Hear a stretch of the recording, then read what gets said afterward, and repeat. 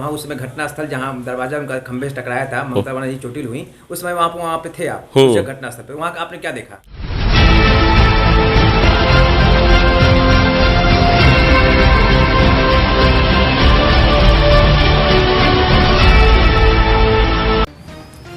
बंगाल में बवाल है क्योंकि वहाँ चुनाव है और इसीलिए वहाँ तनाव है। ये ड्रामा ममता बनर्जी के बंगाल में जो चल रहा है, वो पैर तलवा के बैठी हैं कुर्सी पे। वहाँ से प्रचार करने भाजपा से बहुत लोग गए, लेकिन एक आदमी बंगाल से लौट के आए हैं। बंगाल वापस आने वाले जो शख्स हैं वो वीरेंद्र गुप्ता हैं, मऊ जिले के रहने वाले हैं। वे हाल में प्रचार करने बंगाल गए थे। वहाँ उन्होंने क्या देखा अपने आंखों से वो खुद बता रहे हैं।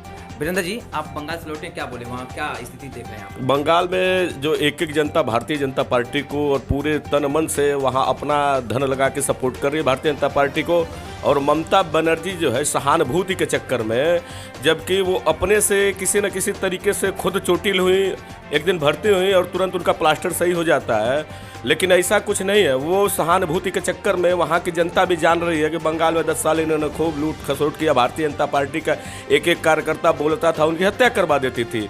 अब उनके नीचे से ज़मीन खिसक रहा है और ज़मीन वो अभी तो वो व्हील चेयर पर चल रही है, कुछ दिन बाद लेट जाएंगी, कहेंगे हार्ट अटैक आ गया, उस बाद कहेंगे कि हत्या की साजिश है। लेकिन उन्होंने भारतीय जनता पार्टी दर्जनों नहीं सैकड़ों लोगों का हत्या किया है और इसी के साथ जो है वहाँ बदलाव की बयार चल रही है।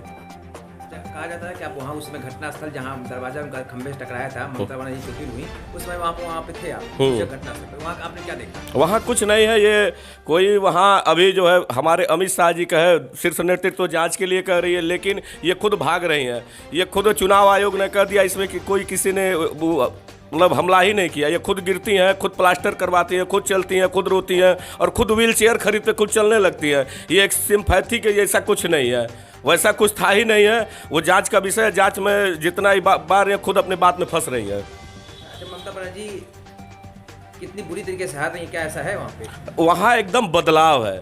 अगर कह दिया जाए कि 200 पार बंगाल का एक एक कार्यकर्ता कर रहा है, 200 पार जिस उत्तर प्रदेश में 300 पार हुआ, तो वहाँ 200 पार अभी भी वहाँ लग रहा है। और पहले जिस तरह से क्या नाम वहाँ स्टेट की सरकारें थी तो ज़बरदस्ती बूथों पे जाके जो है हमला करवा के खुद का वोट मरवाना है, अब वहाँ ये सिस्टम बदल रहा है, इसलिए उनकी चिड़चिड़ाहट है। वहाँ सेंट्रल के पुलिस लग चुके हैं, सेंट्रल के अर्धसैनिक बल लग चुके हैं, इसलिए अगर वहाँ सही तरीके से चुनाव हो जाएगा तो ममता बनर्जी अपने घर को वापसी हो चुकी हैं और फिर आने वाली है नहीं।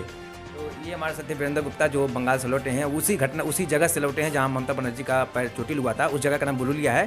ये बुरुलिया से डायरेक्ट आ रहे हैं कोपागंज, क्योंकि फिर इनको अगले फेज में जाना चुनाव प्रचार के लिए। न्यूज़ 10 से जुड़ने के लिए बहुत बहुत धन्यवाद।